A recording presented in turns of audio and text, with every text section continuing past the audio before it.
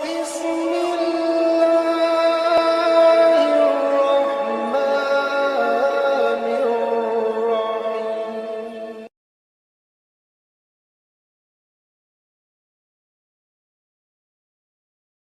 واقع ہوئی؟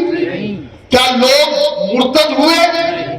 بلکہ خدا کی قسم نبی نے جس حال میں اسلام کو چھوڑا تھا 2.5 سال میں ابو بکر صدیق نے اسے اتنی ہی بلندی عطا فرمائی۔ سبحان اللہ، سبحان اللہ۔ 10 سال عمر فاروق اعظم نے اسے مزید عروج عطا فرمایا۔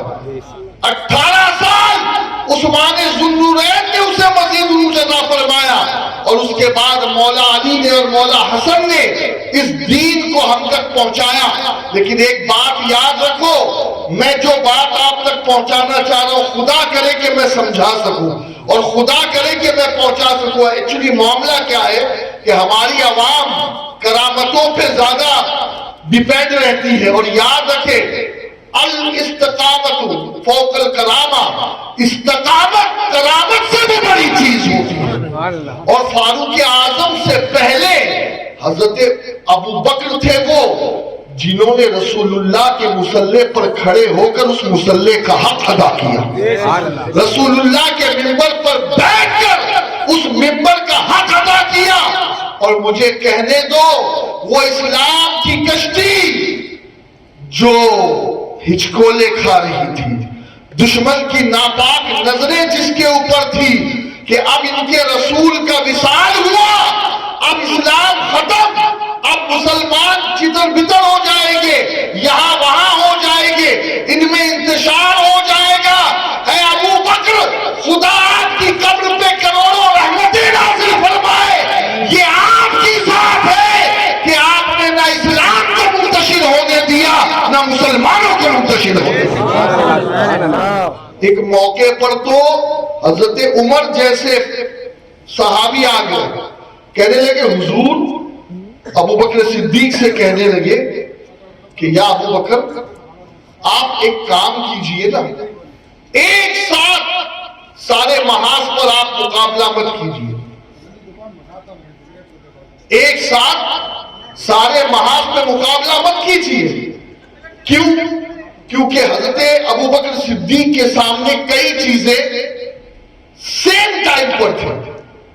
جیسے حضرت اسامہ کا لشکر تھا، نبی نے اس لشکر کو روانہ کرنے کا حکم دے دیا تھا کہ وہ جہاد کے لیے جائے گا۔ نمبر 2، جن لوگوں نے زکوٰۃ دینے سے منع کر دیا، توجہ ہے آپ کی؟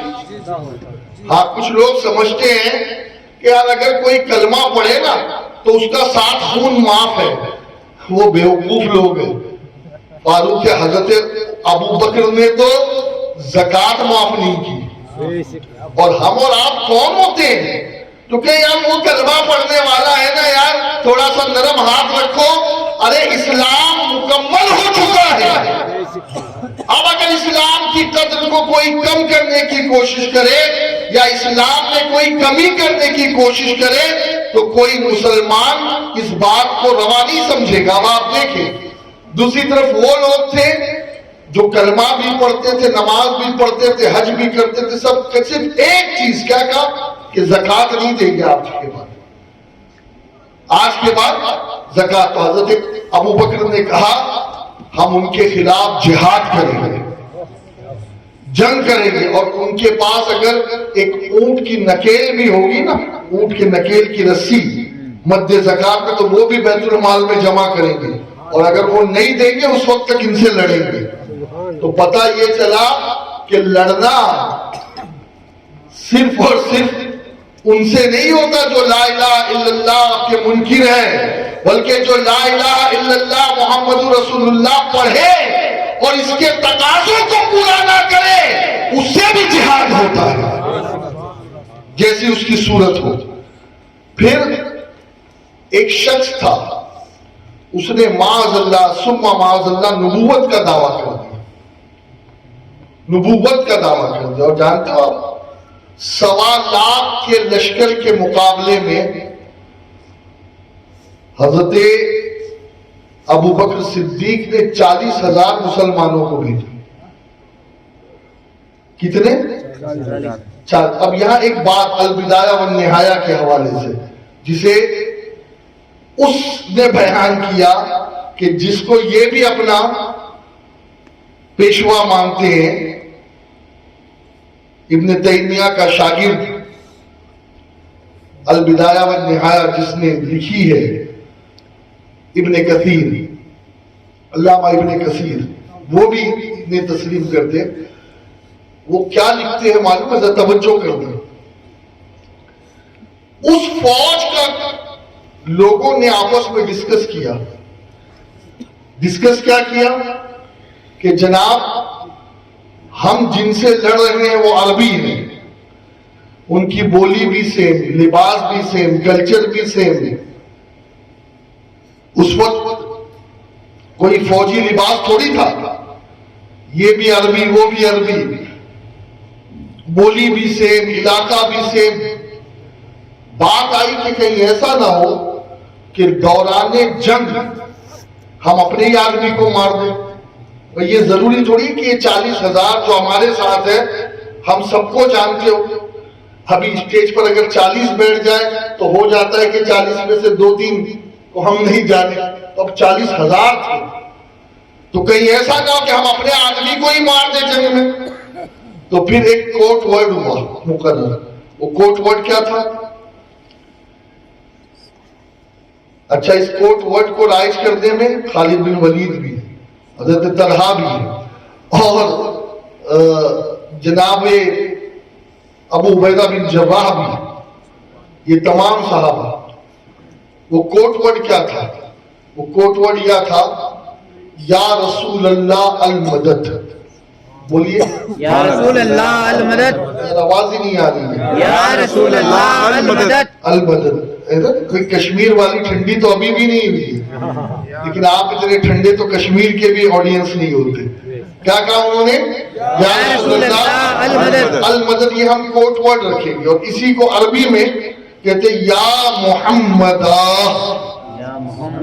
یہی جملے یا محمد، یعنی اس کا مطلب کیا؟ المدد یا رسول، المدد یا رسول. اب دیکھیں آپ صحابہ کا عقیدہ دیکھیں، انہوں نے کیا کہا؟ جو ہمارے سامنے ہیں ہم کہیں گے یا محمد یا رسول اللہ المدد. سامنے والے نے بھی اگر جواب میں یہی کہا تو وہ اپنا ہے. سبحان اللہ. اور اگر اس نے یہ جواب نہیں دیا تو اسے کاٹ دینا.